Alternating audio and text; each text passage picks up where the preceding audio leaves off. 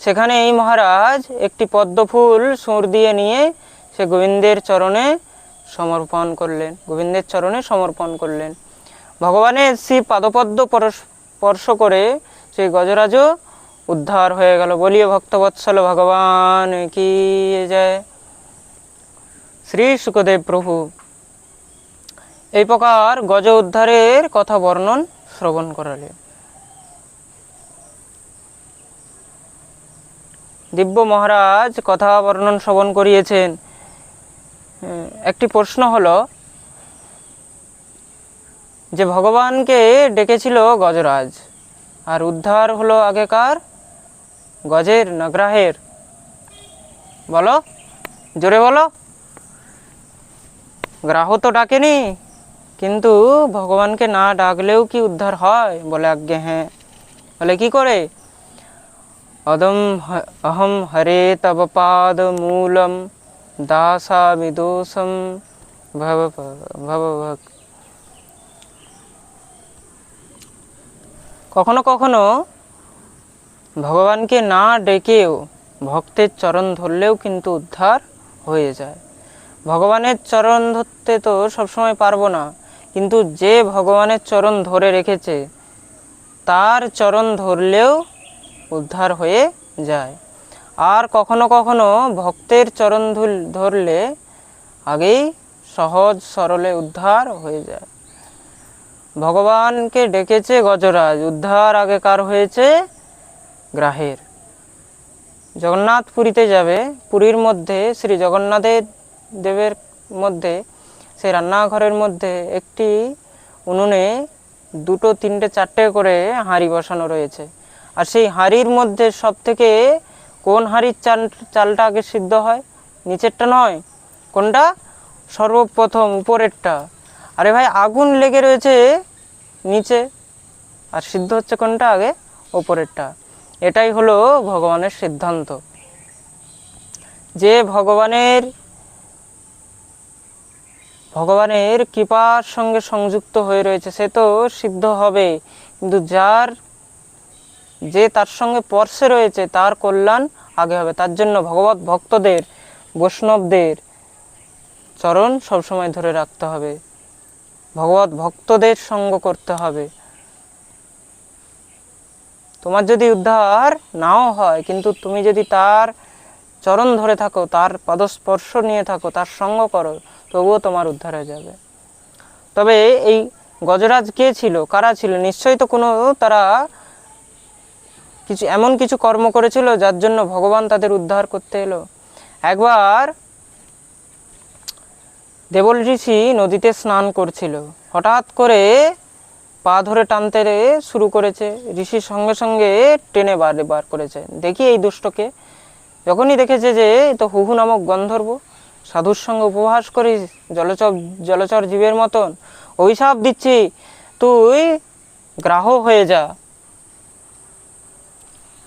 অভিশাপ দিচ্ছি তোকে, তুই জলচর জীবের মতন আচরণ করিস, যা তুই গ্রাহ হয়ে যা। যখনই অভিশাপ দিয়েছে সঙ্গে সঙ্গে চরণে পড়ে গেছে, প্রভু আমার অপরাধ হয়ে গেছে, আমাকে ক্ষমা করুন। দেখুন, অপরাধ তো হতেই পারে, এ সংসারে এমন কেউ নেই যে যার দ্বারা অপরাধ হয় না। কিন্তু অপরাধ হওয়ার পরে কেউ যদি ভুল স্বীকার করে যে আমার অপরাধ হয়ে গেছে, তখন সেই অপরাধ ক্ষম্য হয়ে যায়, ক্ষমার যোগ্য হয়ে যায়। আর কেউ যদি ভুল স্বীকার না করে, তখন সেটা অক্ষম্য হয়ে যায়। প্রেম সে বলো। তো কেউ যদি অপরাধ করে ভুল স্বীকার করে, তখন তাকে নিশ্চয়ই ক্ষমা করা উচিত। অভিশাপ দিয়ে দিলেন, কিন্তু এখন মুক্তি কি করে হবে? ঋষি তখন কৃপা করলেন, বলে যাও, যা হওয়ার তো হয়ে গেছে, এখন আশীর্বাদ করছি। এই যে তুমি পা ধরেছো না, এই পা ধরার সিস্টেমটা কিন্তু আর ছেড়ো না, এই অভ্যাসটা আর ছেড়ো না। এই চরণ ধরতে ধরতে না জানে কখন কোনো ভক্তের চরণ তুমি ধরে ফেলো, আর তখন তোমার উদ্ধার হয়ে গেল। আর আজকে গজের চরণ ধরে গ্রাহের আজ উদ্ধার হয়ে গেল। প্রেম সে বলো।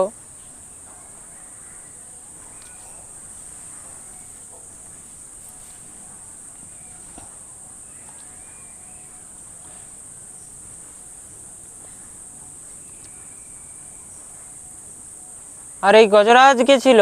বলছে এই গজরাজ ছিল পূর্বজন্মে ইন্দ্রদ্যুম্ন নামে এক রাজা। নিজের সমস্ত রাজপাট ত্যাগ করে দিয়ে বনে বর্ণকুটিয়া বানিয়ে ভজন করছিলেন। একবার অগস্ত্যমুনি নিজের শিষ্যদেরকে নিয়ে যাচ্ছেন। অগস্ত্যমুনিকে দেখেই নিজের আসন থেকে উঠে পড়লেন, আর ভালো করে মহারাজ একদম চাদর টাদর নিয়ে জপ করতে বসে গেছে। ঋষি যখনই এই দৃশ্য দেখেছে কুপিত হয়ে গেলেন। আর এই ধূর্ত, হ্যাঁ, গুরুজনকে দেখে সঙ্গে সঙ্গে উঠে দাঁড়াতে হয়, কোথায় তার স্বাগত সৎকার করতে হয়। গুরুজন আসলে তখন নিজের চেয়ারেও বসে আছো, তখন সেই চেয়ারকেও ছাড়তে হয়। তুমি যদি গদ্দিতে বসে আছো, সেই গদ্দি ত্যাগ করতে হয়। তুমি যদি আসনে বসে আছো, তুমি আসনকেও ত্যাগ করতে হবে, অন্যথা উঠে দাঁড়িয়ে তখন সম্মান জানানো উচিত। আর সেই জায়গায় তুমি ভজনের ঢং করছো। ক্লাসের মধ্যে কি হয়, যখন টিচার আসে তখন কি করতে হয়? উঠে দাঁড়িয়ে স্বাগত করতে হয়। যখন গুরুজন এসেছে তখন তখন তার সম্বোধন করতে হয়। কোথাও কোনো অফিসের মধ্যে আসেন, তখন যদি অফিসের বস আসেন তখন কি করবেন? তাকে তখন উঠে তখন সম্মান দেওয়া উচিত। খুব মন দিয়ে শুনবে কিন্তু। এবার বললেন যে আমি সম্মান জানাবই না। এবার কি হবে? এবার দেখো, সঙ্গে সঙ্গে অগস্ত্যমুনি অভিশাপ দিয়ে দিলেন, যাও আপন্নঃ কঞ্জরিম আত্মম স্মৃতি বিনাশন। অভিশাপ দিলেন, তুমি হাতি হয়ে যাও, গজ হয়ে যাবে। তার জন্য গুরুজন, বড়জন, উচ্চ পদস্থ প্রতিষ্ঠিত কোনো ব্যক্তি বা কোনো সাধু, বৈষ্ণব, তাদেরকে দেখলে তখন সম্মান যাপন করা উচিত। অভিশাপ দিয়ে দিলেন, আপন্নঃ কঞ্জরিম ভবা, যাও তুমি হাতি হয়ে যাবে। সঙ্গে সঙ্গে চরণে পড়ে কাঁদতে লাগলেন, প্রভু ভুল হয়ে গেছে, অপরাধ হয়ে গেছে, আমার মুক্তি কি করে হবে? বলে দেখো, অপরাধ হয়েছে সেটা যে তুমি স্বীকার করলে, তার মানে নিশ্চয়ই তোমার মুক্তি হবে। অভিশাপ তো আর বৃথা যাবে না। কিন্তু হ্যাঁ, আজ তুমি ভজনের ঢং করেছো, যেদিন তুমি সত্যিকারের ভজন করবে, নিষ্কপট মন দিয়ে ভগবানকে ডাকবে, সেদিন স্বয়ং তোমাকে ভগবান এসে তোমার উদ্ধার করে দেবে। আজ ভগবান সেই গজরাজের উদ্ধার করে দিলে, সেই গজরাজের উপরে কৃপা করতে পেরেছেন, তাহলে কি আমাদের উপরে করবে না? কন কেহতা হে ভগবান আতে নেই, কে বলে ভগবান আসবে না? সত্যি তো এটাই যে আমরা ভগবানকে ডাকতে পারি না। প্রেম সে বলো রাধে রাধে। ভগবান গজরাজের উদ্ধার করলেন।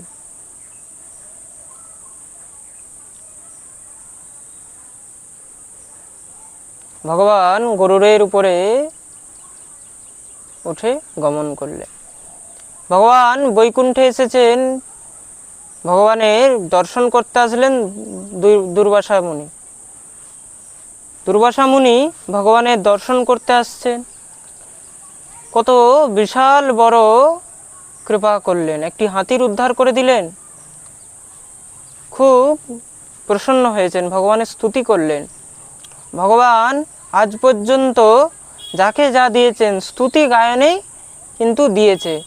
যে যে ভগবানের স্তুতি গায়ন করেছে তাকে ভগবানের আরেকটি নাম হলো স্তুতিপ্রিয়। জোরে বলো, কি নাম? স্তুতিপ্রিয়। তো যত পারবেন ভগবানের স্তুতি করবেন। তো গজরাজ ভগবানের যে স্তুতি করেছেন সেটাকে বলেছে গজেন্দ্র মুখ্য স্তোত্র। কারো যদি বন্ধন মুক্ত হচ্ছে না, কেউ যদি বন্ধনে পড়ে গেছে, কোনো ঋণে পড়ে গেছে, তাকে নিত্য গজেন্দ্র মুখ্য স্তোত্র পাঠ করা উচিত। দুর্বাসা ভগবানের কাছে এসেছে, ভগবান খুব প্রসন্ন হয়েছে। দুর্বাসাকে বললেন যে কি দেব? গলার মধ্যে খুব সুন্দর বৈজয়ন্তীর মালা ছিলেন, সেই মালাটা দুর্বাসার গলায় দিয়ে দিলেন। প্রেম সে বলো। দুর্বাসার গলার মধ্যে পরিয়ে দিলে। দুর্বাসা ভগবানের প্রসাদী মালা পেয়ে এত দিব্য আনন্দ হয়ে নাচতে নাচতে আসছে। রাস্তায় দেখা হলো দেবরাজ ইন্দ্রের সঙ্গে। দেবরাজ ইন্দ্র, দুর্বাসা ভাবলেন যে একে কি দেওয়া উচিত, দেবতাদের রাজা। তখন গলার মধ্যে যে বৈজয়ন্তীর মালা ছিল, সেই বৈজয়ন্তীর মালাটা পরিয়ে দিলেন। ইন্দ্র কি করলেন, ইন্দ্র সেই বৈজয়ন্তীর মালাটা নিয়ে হাতির গলায় দিয়ে দিলেন। হাতি তো হাতি, হাতি কি জানে, হাতি আর কি জানে, হাতির সুর দিয়ে নিয়ে আর পায়ে দোলে দিয়েছে। দুর্বাসা দেখেই তো কুপিত হয়ে গেলেন, আরে দুষ্ট, ভগবানের একটি প্রসাদী মালা কিছুক্ষণ গলায় ধারণ করতে পারলে না, ভগবত প্রসাদী বস্তু ধারণ করার সামর্থ্য নেই, তাহলে তুই ভগবত প্রদত্ত সেই রাজত্ব কি সামলাবি? তুই যা, শ্রীহীন হয়ে যাবি, তোমরা শ্রীহীন হয়ে যাবে। শ্রীহীন মানে ঐশ্বর্যহীন হয়ে যাবে, প্রতিষ্ঠা বৈভব চলে যাবে। অভিশাপ দিয়ে চলে গেলেন। দত্তরা যখন জানতে পেরেছে, সঙ্গে সঙ্গে তখন আক্রমণ করে দিয়েছে। দেবতাগণ সব মহারাজ দৌড়ে পালিয়েছে ভগবানের কাছে, হে প্রভু রক্ষা করো।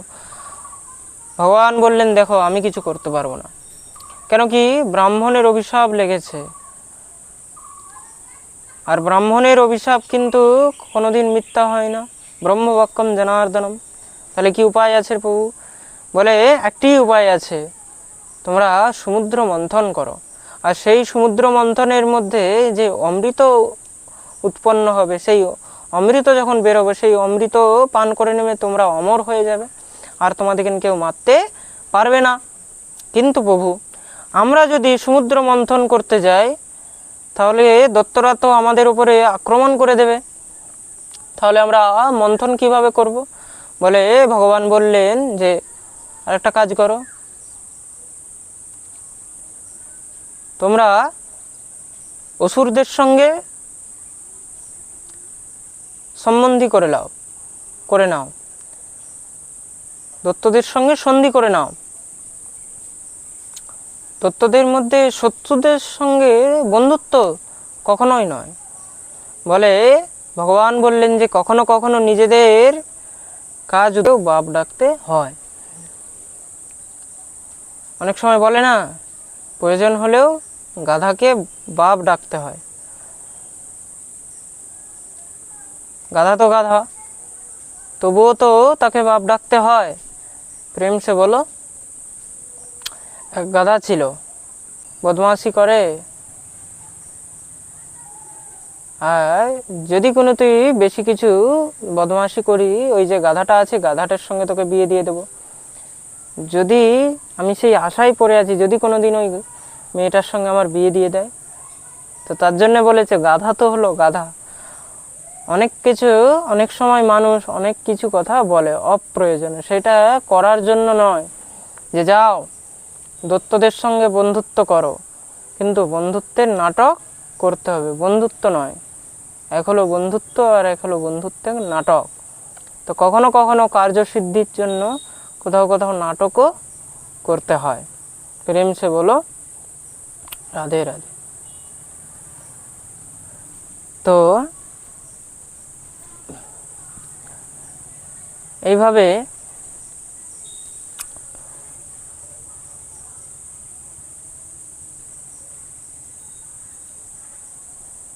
কিন্তু প্রভু, তাহলে তো তাদেরকেও তো অমৃত দিতে হবে।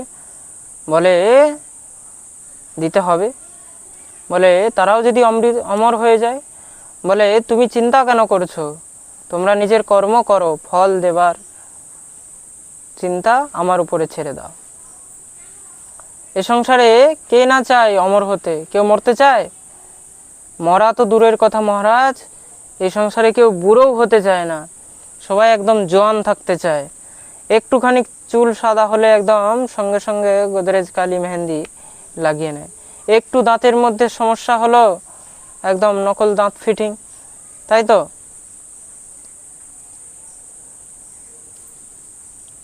60 বছর বয়স হয়ে গেছে, 70 বছর বয়স হয়ে গেছে, এখনো চুল কালো করা ছাড়ছে না। কেন? জওয়ান হয়ে থাকতে হবে। তো সংসারে কেউ বৃদ্ধ হতে চায় না, কেউ মরতে চাইবে? দত্তরাও সব রাজি হয়ে গেলেন। সমুদ্র মন্থন আরম্ভ হলো। মন্দরাচল পর্বতকে নিয়ে এসেছে, বাসুকি নাগকে দড়ির মতন পেঁচিয়ে নিয়ে এসেছে। একদিকে দেবতা একদিকে দৈত্য দাঁড়িয়েছে। সমুদ্র মন্থন হলো, ভগবান সেখানে দিব্য অজিত রূপ ধারণ করে অবতার ধারণ করলে। এটি ভগবানের একটি অবতার। বলি অজিত ভগবান কি জয়। সমুদ্র মন্থন আরম্ভ হয়েছে, এইদিকে দিব্য মন্দরাচল পর্বত সমুদ্রের মধ্যে ডুবে গেছে। এখন সবাই তো চিন্তায় পড়ে গেছে, ভগবানের কাছে গিয়ে প্রার্থনা করছেন, হে প্রভু কৃপা করো। ভগবান বললেন, চিন্তা করো না। দেখতেই দেখতে ভগবান বিরাট বড় কুর্মরূপ ধারণ করলেন। কুর্ম মানে কচ্ছপ। বিলোক বিষ্ণেশ তদবে কীর্তম বপুহু কচ্ছপম প্রবিশ্যতোয়ম গিরিমুজ্জহারম। ভগবান সেই কুর্মরূপ ধারণ করে জলের মধ্যে প্রবিষ্ট হয়ে মন্দরাচল পর্বতকে নিজের পৃষ্ঠে ধারণ করলেন। এটি ভগবানের একটি অবতারের কারণ। বলি কুর্ম ভগবান কি জয়। ভগবানের পিঠের উপরে এবারে মন্থন হচ্ছে। ভগবানের পিঠের মনে হচ্ছে চুলকানিগুলো আস্তে আস্তে মিটছে। ভগবান খিলখিল খিলখিল করে হাসছে। পৃষ্ঠে ধাম তো মন্দ মন্দম গিরি। সুখদেব প্রভু এটার খুব সুন্দর বর্ণন করেছে। আবার সুন্দর সুন্দর সমুদ্র মন্থন আরম্ভ হয়েছে। দেখতেই দেখতে তার মধ্যে বিষ উৎপন্ন হয়েছে। অমৃত